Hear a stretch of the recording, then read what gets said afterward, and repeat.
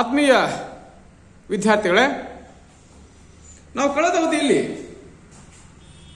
ಘಟಕ 1ರಲ್ಲಿ ಅತ್ಯಂತ ಪ್ರಮುಖವಾಗಿ ಶಿಕ್ಷಣ ಗುರಿಗಳನ್ನು ತಿಳ್ಕೊಂಡಿದ್ದೀವಿ. ಘಟಕ 2ರಲ್ಲಿ ವ್ಯಕ್ತಿಯ ವಿಕಾಸ, ಘಟಕ 2 ವ್ಯಕ್ತಿಯ ವಿಕಾಸ, ಡೆವಲಪ್ಮೆಂಟ್ ಆಫ್ ಆನ್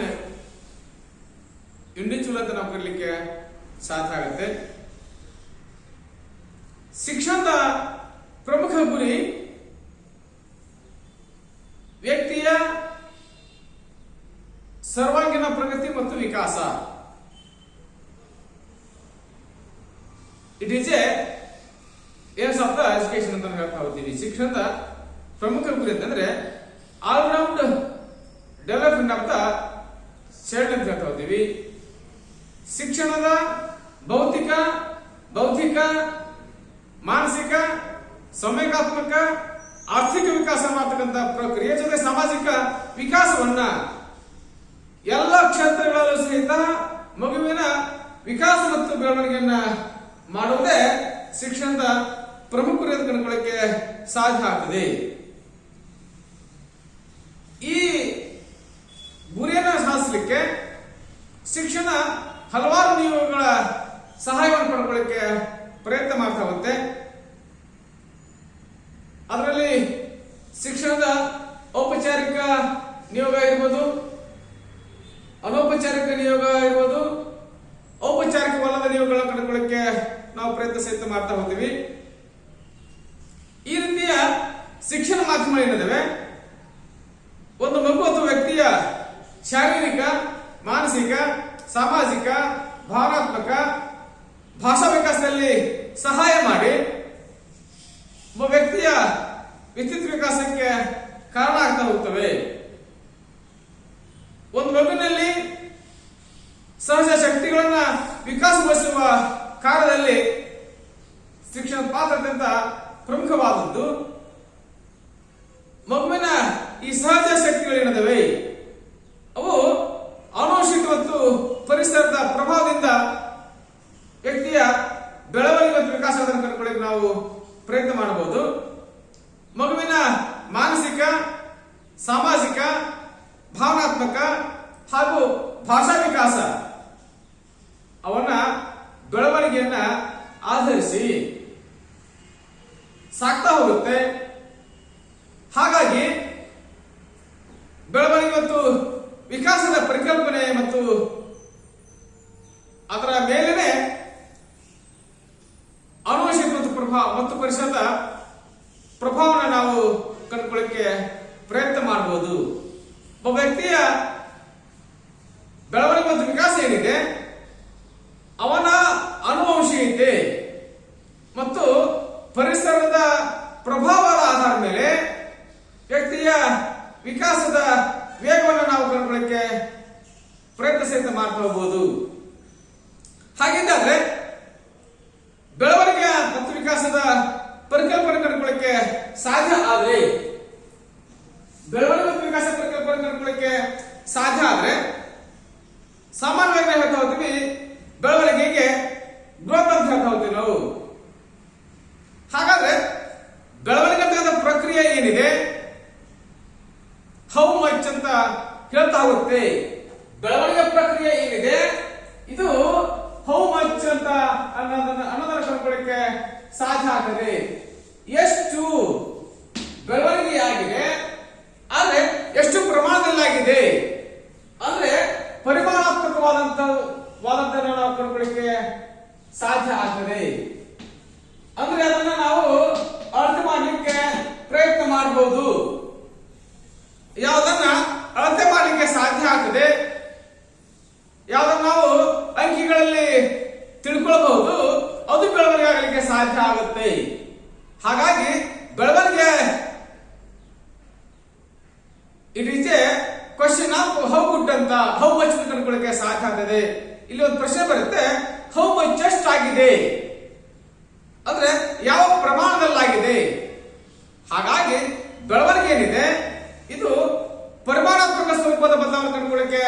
ಸಾಧ್ಯ ಆಗ್ತಾ ಹೋಗುತ್ತೆ. ಜೊತೆಗೆ ಜೀವಿಯ ಶಾರೀರಿಕ ಬದಲಾವಣೆಯನ್ನು ಸೂಚಿಸಲಿಕ್ಕೆ ಸಾಧ್ಯ ಆಗುತ್ತೆ.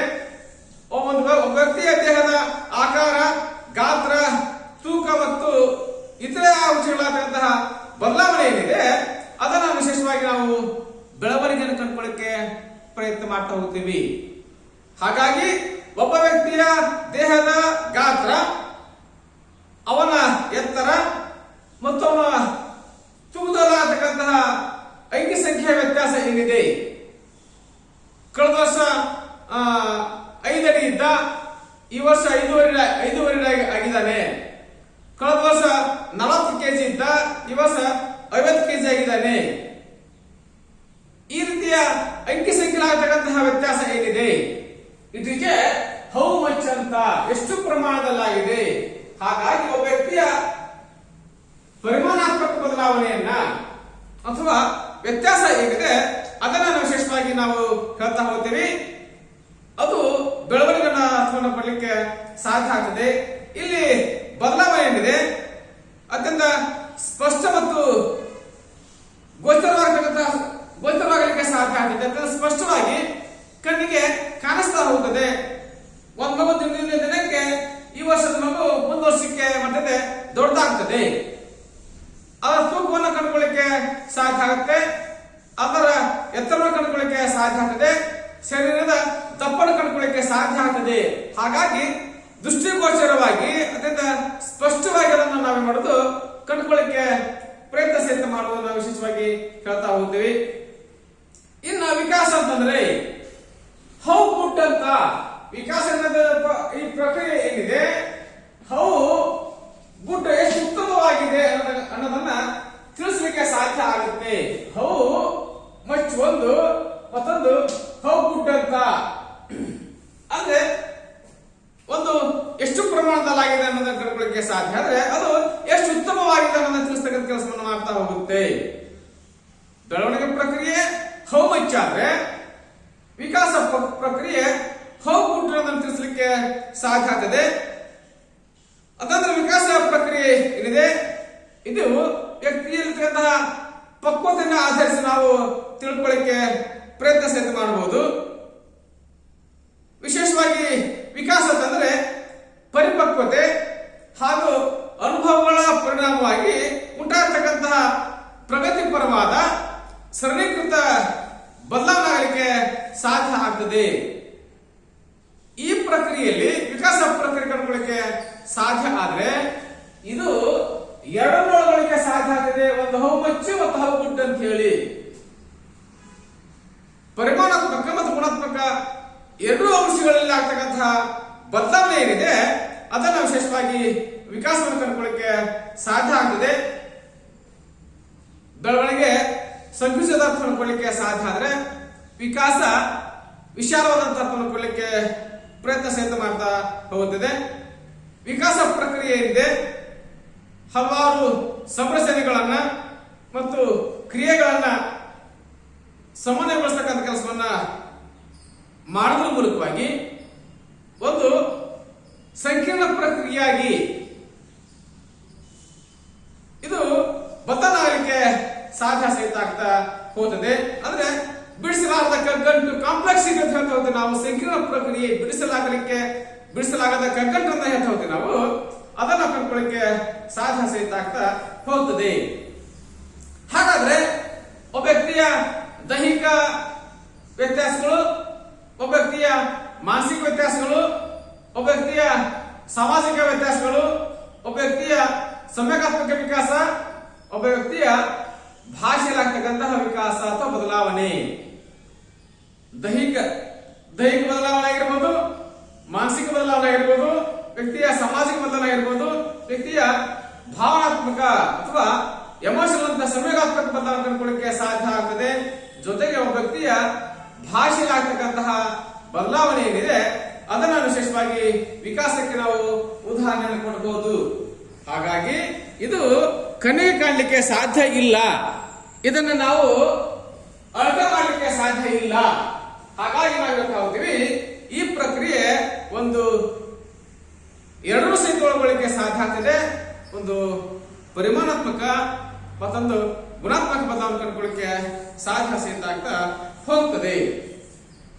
ಅದಾದ ನಂತರದಲ್ಲಿ ಬೆಳವಣಿಗೆ ಮತ್ತು ವಿಕಾಸದ ವ್ಯತ್ಯಾಸಗಳು. ಸಾಮಾನ್ಯವಾಗಿ ಬೆಳವಣಿಗೆ ಪ್ರಕ್ರಿಯೆ ಏನಿದೆ ಇದು ಸಂಕುಚಿತಾರ್ಥವುಳ್ಳದ್ದು, ಆದರೆ ವಿಕಾಸ ಪ್ರಕ್ರಿಯೆ ವಿಶಾಲವಾದದ್ದು. ಇದು ಸಂಕುಚಿತ ಪ್ರಕ್ರಿಯೆ, ಇದು ಯಾವುದು ವಿಕಾಸ ಪ್ರಕ್ರಿಯೆ ವಿಶಾಲವಾದ ತಿಳ್ಕೊಳ್ಳಿಕ್ಕೆ ಸಾಧ್ಯ ಆಗ್ತದೆ. ಬೆಳವಣಿಗೆ ಪ್ರಕ್ರಿಯೆ ಏನಿದೆ ಇದರ ವ್ಯಾಪ್ತಿ ಅತ್ಯಂತ ಸೀಮಿತವಾಗಿದೆ. ಅಂದ್ರೆ ವ್ಯಕ್ತಿಯ ದೇಹದ ಆಕಾರ, ಗಾತ್ರ, ಬಣ್ಣ, ಎತ್ತರ ಅಷ್ಟೇ ನಾವು ತಿಳ್ಕೊಳ್ಳಬಹುದು. ಆದ್ರೆ ವಿಕಾಸ ಪ್ರಕ್ರಿಯೆ ಏನಿದೆ ಇದು ವಿಶಾಲವಾಗಿರ್ಲಿಕ್ಕೆ ಸಾಧ್ಯ ಆಗುತ್ತೆ. ಒಬ್ಬ ವ್ಯಕ್ತಿಯ ದೈಹಿಕ, ಮಾನಸಿಕ, ಸಾಮಾಜಿಕ, ಸಂವೇಗಾತ್ಮಕ ಮತ್ತು ಭಾಷಾತ್ಮಕ ವ್ಯತ್ಯಾಸವನ್ನ, ಅವನ ಭಾಷೆಲಾಗತಕ್ಕಂಥ ವ್ಯತ್ಯಾಸವನ್ನ ನಾವು ಕಂಡುಕೊಳ್ಳಿಕ್ಕೆ ಪ್ರಯತ್ನ ಮಾಡಬಹುದು. ಆದ್ರೆ ಎಷ್ಟು ಪ್ರಮಾಣದಲ್ಲಿ ಭಾಷೆ ಬದಲಾವಣೆ ಆಗಿದೆ, ಅವರೊಬ್ಬ ಕವಿ ಆಗಿದ್ದಾನೋ, ಒಬ್ಬ ವಿಮರ್ಶಕ ಆಗಿದ್ದಾನೋ, ಒಬ್ಬ ಲೇಖಕ ಆಗಿದ್ದಾನೋ ಅಲ್ಲದೆ. ಹಾಗಾಗಿ ಇದರ ವ್ಯಾಪ್ತಿ ಸೀಮಿತ ಆಗಲಿಕ್ಕೆ ಸಾಧ್ಯ ಆಗಿದೆ. ಬೆಳವಣಿಗೆ ವ್ಯಾಪ್ತಿ ಸೀಮಿತವಾಗಿರುತ್ತೆ, ಆದರೆ ವಿಕಾಸ ವ್ಯಾಪ್ತಿ ವಿಶಾಲವಾಗಿ ಕಂಡುಕೊಳ್ಳಿಕ್ಕೆ ಸಾಧ್ಯ ಆಗ್ತದೆ. ಬೆಳವಣಿಗೆ ಪರಿಮಾಣಾತ್ಮಕ ರೀತಿಯ ಬದಲಾವಣೆ ಆಗಲಿಕ್ಕೆ ಸಾಧ್ಯ ಆದರೆ ವಿಕಾಸ ಪ್ರಕ್ರಿಯೆ ಎರಡೂ ಆಗಲಿಕ್ಕೆ ಸಾಧ್ಯ ಆಗುತ್ತೆ. ಪರಿಮಾಣಾತ್ಮಕ ಹಾಗೂ ಗುಣಾತ್ಮಕ ರೀತಿಯ ಬದಲಾಗಲಿಕ್ಕೆ ಸಾಧ್ಯ ಆಗ್ತದೆ. ನೆಕ್ಸ್ಟ್ನಾಗಿ ಬೆಳವಣಿಗೆ ಪ್ರಕ್ರಿಯೆ ವ್ಯಕ್ತಿಯ ದೇಹದ ಎತ್ತರ, ತೂಕ, ಗಾತ್ರಕ್ಕೆ ಸಂಬಂಧಿಸಿದ ಬದಲಾವಣೆಯನ್ನ ತಿಳಿಸ್ತಾ ಹೋದ್ರೆ, ವಿಕಾಸ ಪ್ರಕ್ರಿಯೆ ಏನಿದೆ ಒಬ್ಬ ವ್ಯಕ್ತಿಯ ದೈಹಿಕ, ಮಾನಸಿಕ, ಸಾಮಾಜಿಕ, ಸಂವೇಗಾತ್ಮಕ ಮತ್ತು ಭಾಷೆಲಾಗತಕ್ಕಂತಹ ಬದಲಾವಣೆಯನ್ನ ತಿಳಿಸಲಿಕ್ಕೆ ಪ್ರಯತ್ನ ಮಾಡ್ತಾ ಹೋಗುತ್ತೆ. ನಿರ್ದಿಷ್ಟ ಬದಲಾವಣೆ ಬೆಳವಣಿಗೆ ಪ್ರಕ್ರಿಯೆ ಏನಿದೆ ನಿರ್ದಿಷ್ಟ ಬದಲಾವಣೆ ಸೂಚಿಸ್ತಾ ಹೋಗುತ್ತೆ. ಅದನ್ನು ನಾವು ಅಳತೆ ಮಾಡಬಹುದು. ಆದರೆ ಸಂಕೀರ್ಣ ಪ್ರಕ್ರಿಯೆ, ವಿಕಾಸ ಪ್ರಕ್ರಿಯೆ ಏನಿದೆ ಇದು ಸಂಕೀರ್ಣವಾದದ್ದು. ಭಾವನೆಗಳ ವಿಕಾಸ ಆಗಿ ಎಷ್ಟು ಪ್ರಮಾಣದಲ್ಲಿ ವಿಕಾಸ ಆಗಿದೆ ಗುರುತಿಸಲಿಕ್ಕೆ ಸಾಧ್ಯ ಇಲ್ಲ. ಸಾಮಾಜಿಕ ಬದಲಾವಣೆ ಆಗಿದ್ದಾನೆ, ಎಷ್ಟು ಮಟ್ಟದ ಬದಲಾವಣೆ ಆಗಿದ್ದಾನೆ ಸಾಧ್ಯ ಇಲ್ಲ. ಭಾಷೆಯಲ್ಲಿ ವಿಕಾಸ ಆಗಿದೆ, ಎಷ್ಟು ಮಟ್ಟಿಗೆ ಬದಲಾವಣೆ ಆಗಿದೆ ಸಾಧ್ಯ ಇಲ್ಲ. ಹಾಗಾಗಿ ಇದೊಂದು ಸಂಕೀರ್ಣ ಪ್ರಕ್ರಿಯೆ ಕಂಡುಕೊಳ್ಳಿಕ್ಕೆ ಸಾಧ್ಯ ಆಗ್ತಾ ಹೋಗ್ತದೆ. ಬೆಳವಣಿಗೆ ಪ್ರಕ್ರಿಯೆ ಏನಿದೆ ಒಂದು ಹಂತಕ್ಕೆ ನಿಲ್ತಾ ಹೋಗುತ್ತೆ.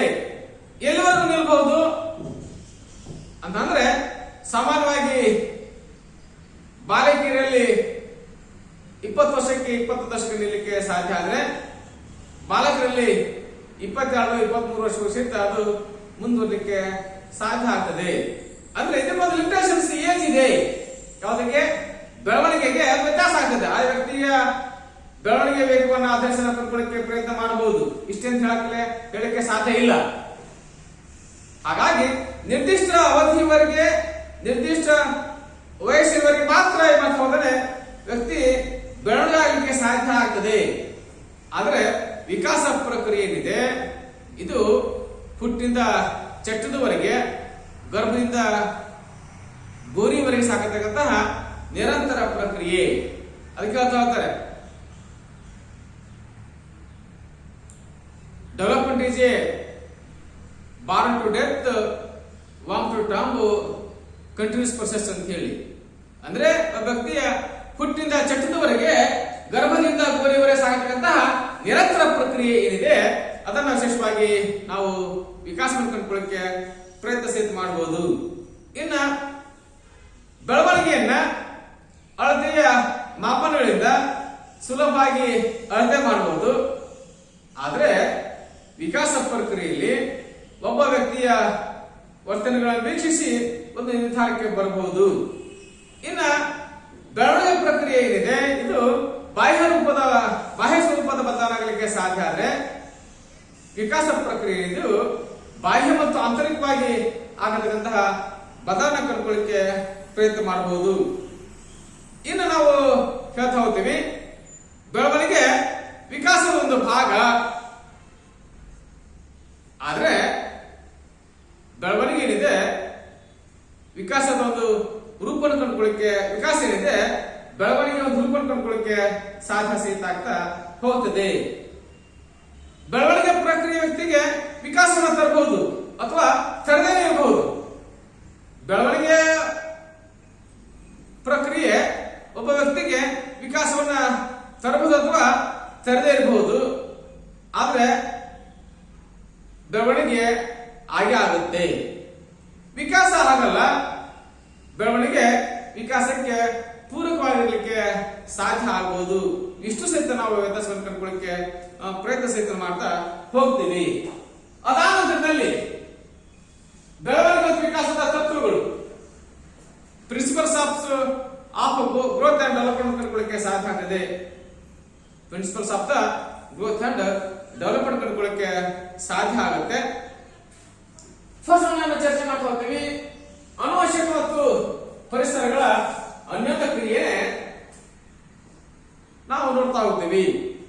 ಹಾಗಿದ್ದಾದ್ರೆ ವ್ಯಕ್ತಿಯ ವಿಕಾಸ ಮತ್ತು ಬೆಳವಣಿಗೆ ಪ್ರಕ್ರಿಯೆ ಏನಿದೆ, ಇದಕ್ಕೆ ಪ್ರಮುಖ ಕಾರಣ ಅಂದ್ರೆ ವ್ಯಕ್ತಿಯ ಅನುವಂಶೀಯತೆ ಮತ್ತು ನಾವು ಪರಿಸರದ ಪ್ರಭಾವವನ್ನ ನಾವು ಕಂಡುಕೊಳ್ಳಿಕ್ಕೆ ಪ್ರಯತ್ನ ಮಾಡಬಹುದು. ಹಾಗಾಗಿ ಒಬ್ಬ ವ್ಯಕ್ತಿಯ ಅಂತರ್ಗತವಾಗಿರುವಂತಹ ಶಕ್ತಿ ಸಾಮರ್ಥ್ಯಗಳಿರ್ತವೆ. ಅವು ಮತ್ತು ಅವನ ಅನುವಂಶೀಯತೆಯ ಮತ್ತು ಪರಿಸರದ ನಡುವಿನ ಅಂತರಕ್ರಿಯೆ ಪ್ರತಿಫಲ ಆಗಲಿಕ್ಕೆ ಸಾಧ್ಯ ಆಗ್ತದೆ. ಒಬ್ಬ ವ್ಯಕ್ತಿಯ ಬುದ್ಧಿಶಕ್ತಿ, ಆಸಕ್ತಿ, ಅವಧಾನ, ಮನೋಭಾವ, ಒಲವು ನಿಲುವು, ಸ್ಮರಣ ಶಕ್ತಿ ಎಲ್ಲ ಅಂಶಗಳು ಸಹಿತ ಒಬ್ಬ ವ್ಯಕ್ತಿಗೆ ಅವನ ಅನುವಂಶೀಯತೆ ಮೂಲಕ ಬರಲಿಕ್ಕೆ ಸಾಧ್ಯ ಆಗ್ತಾ ಹೋಗುತ್ತದೆ. ಹಾಗೂ ಸಹಿತ ವ್ಯಕ್ತಿ ದೇಹದ ಆಕಾರ, ಗಾತ್ರ, ರಚನೆ, ಎತ್ತರ, ಬಣ್ಣ, ಲಕ್ಷಣ ಇವೆಲ್ಲೂ ಸಹಿತ ಒಬ್ಬ ವ್ಯಕ್ತಿಯ ಅನುವಂಶೀಯತೆಯ ಪ್ರತಿಬಿಂಬದ ಮೂಲಕ ಬರಲಿಕ್ಕೆ, ಅನುವಂಶೀಯತೆ ಹಿನ್ನೆಲೆಯಿಂದ ಬರಲಿಕ್ಕೆ ಸಾಧ್ಯ ಆಗ್ತದೆ. ಜೊತೆಗೆ ವ್ಯಕ್ತಿಯ ಸಾಮಾಜಿಕ ಮತ್ತು ಭಾವನಾತ್ಮಕ ಗುಣಗಳನ್ನ ಹೊತ್ತು ತರಲಿಕ್ಕೆ ಸಾಧ್ಯ ಆದರೆ ಇವುಗಳ ವಿಕಾಸ ಪ್ರಕ್ರಿಯೆ ಏನಿದೆ, ಅವನ ವ್ಯಕ್ತಿ ಬಾಳಿ ಬದುಕ್ತಕ್ಕಂತಹ ಪರಿಸರವನ್ನ ಅವಲಂಬಿಸಿ ಸಾಗ್ತಾ ಹೋಗ್ತದೆ. ವ್ಯಕ್ತಿಯ ಸಾಮಾಜಿಕ ವರ್ತನೆ ಅಂದ್ರೆ ಸಾಮಾಜಿಕ ವಿಕಾಸ, ಒಬ್ಬ ವ್ಯಕ್ತಿಯ ಭಾವನಾತ್ಮಕ ವರ್ತನೆ ಅಥವಾ ಭಾವನೆಗಳಾಗ್ತಕ್ಕಂತಹ ವಿಕಾಸ ಪ್ರಕ್ರಿಯೆ ಏನಿದೆ, ವ್ಯಕ್ತಿ ತಾನು ಬಾಳಿ ಬದುಕುವ ಪರಿಸರವನ್ನ ಅವಲಂಬಿಸಿ ಅವನ ಪರಿಸರದ ಹಿನ್ನೆಲೆಯಲ್ಲಿ ವಿಕಾಸವನ್ನು ಕಂಡುಕೊಳ್ಳಿಕ್ಕೆ ಸಾಧ್ಯ ಸಹಿತ ಆಗ್ತಾ ಹೋಗುತ್ತದೆ.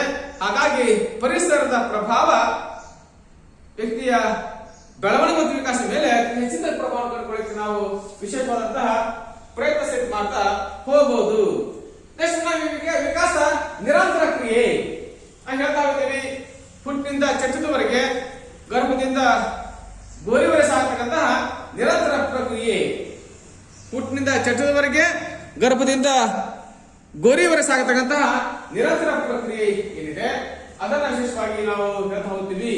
ಹಾಗಾಗಿ ಈ ಪ್ರಕ್ರಿಯೆ ನಿರಂತರವಾಗಿರ್ಲಿಕ್ಕೆ ಜೀವನ ಪರ್ಯಂತರವಾಗಿ ನಿರಂತರ ಗರ್ಭಧಾರಣೆಯಿಂದ ಪ್ರಾರಂಭ ಆಗಿ ಮಗುವಿನ ಕೊನೆಯ ಉಸಿರಿನವರೆಗೂ ಸಹಿತ ವಿಕಾಸ ಪ್ರಕ್ರಿಯೆ ಸಾಗ್ತಾ ಹೋಗಿದೆ.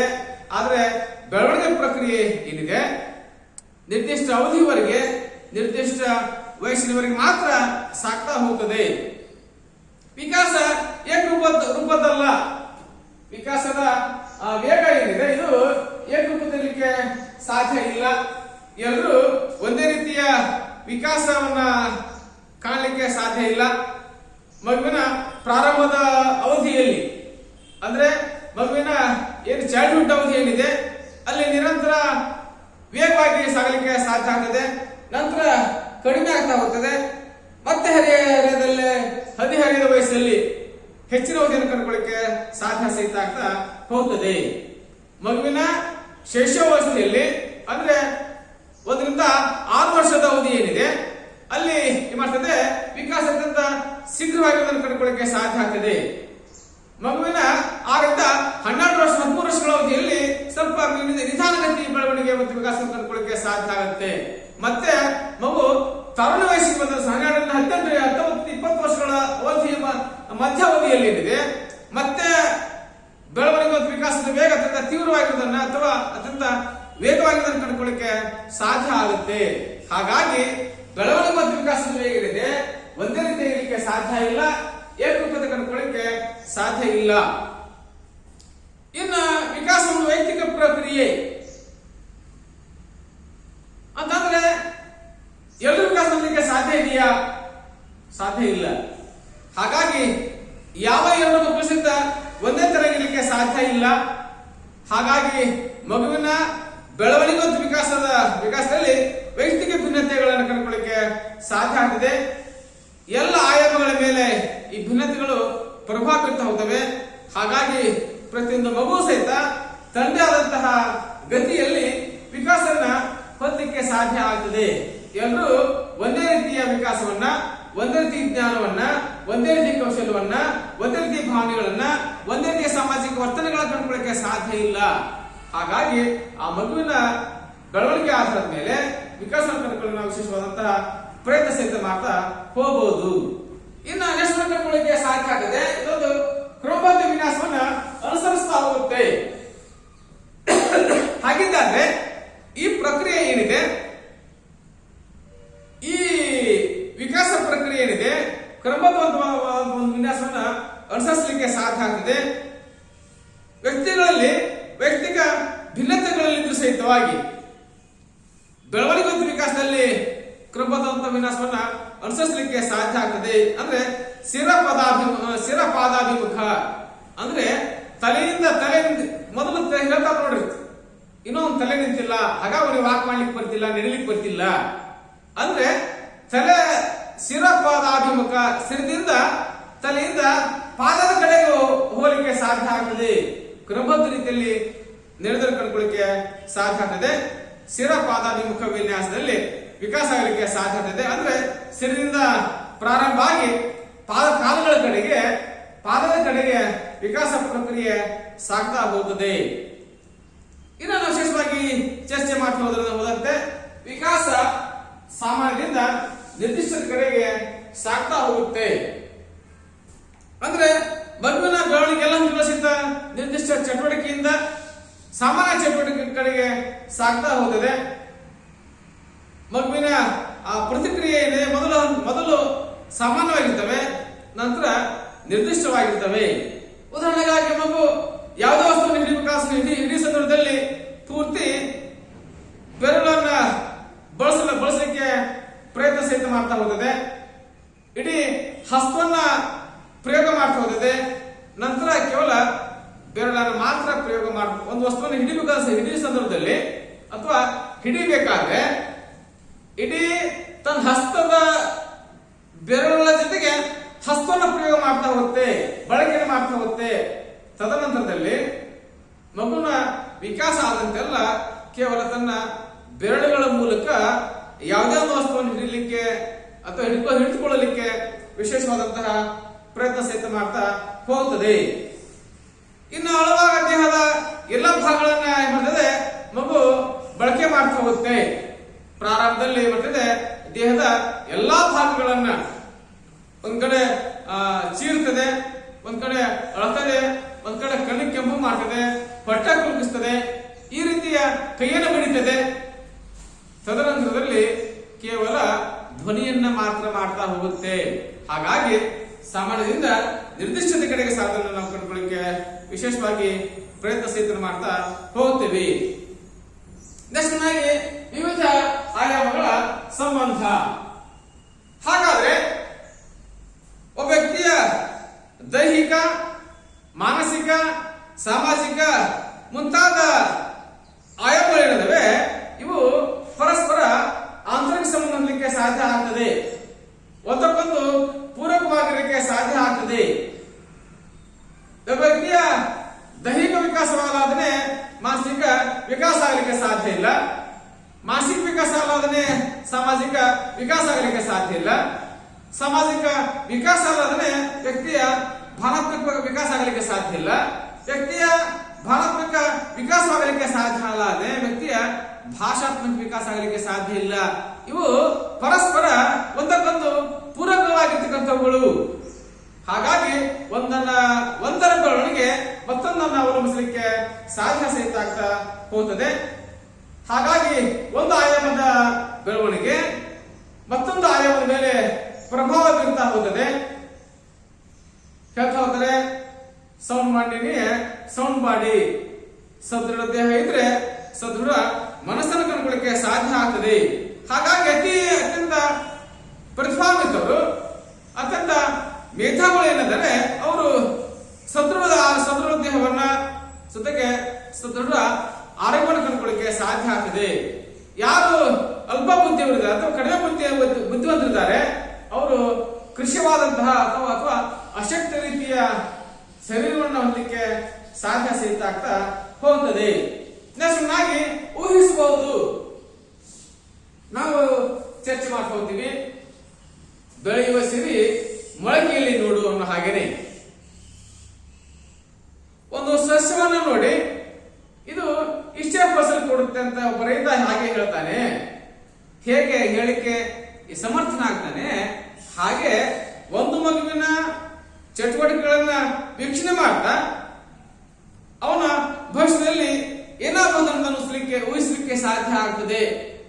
ಅವನ ವ್ಯಕ್ತಿಯ ಬೆಳವಣಿಗೆಯನ್ನ ವಿಕಾಸವನ್ನ ತಂದೆ ಆದ ಗತಿಯಲ್ಲಿ ಮುಂದುವರಿಸಿದಾಗಲೂ ಸಹಿತ ಅಥವಾ ಒಬ್ಬ ವ್ಯಕ್ತಿಯ ಬೆಳವಣಿಗೆ ಮತ್ತು ವಿಕಾಸವನ್ನ ಸೂಕ್ಷ್ಮವಾಗಿ ಗಮನಿಸಿದಾಗ ಅವನ ಸಾಧನೆಯ ಮಟ್ಟವನ್ನು ನಾವು ಏನ್ ಮಾಡೋದು ಊಹಿಸಲಿಕ್ಕೆ ಪ್ರಯತ್ನ ಸಹಿತ ಮಾಡ್ತಾ ಹೋಗುವುದು. ಅದಕ್ಕೆ ಹೇಳ್ತಾ ಹೋಗ್ತಾರೆ, ಬೆಳೆಯುವ ಸಿರಿ ಮೊಳಕೆಯಲ್ಲೇ ನೋಡೋ ಹಾಗೇನೆ ಒಬ್ಬ ವ್ಯಕ್ತಿಯ ಬೆಳವಣಿಗೆ ಮತ್ತು ವಿಕಾಸದ ಮಟ್ಟವನ್ನ ಊಹಿಸಲಿಕ್ಕೆ ಸಾಧ್ಯ ಆಗ್ತಾ ಹೋಗ್ತದೆ. ಎಲ್ಲರಿಗೂ ಧನ್ಯವಾದಗಳು.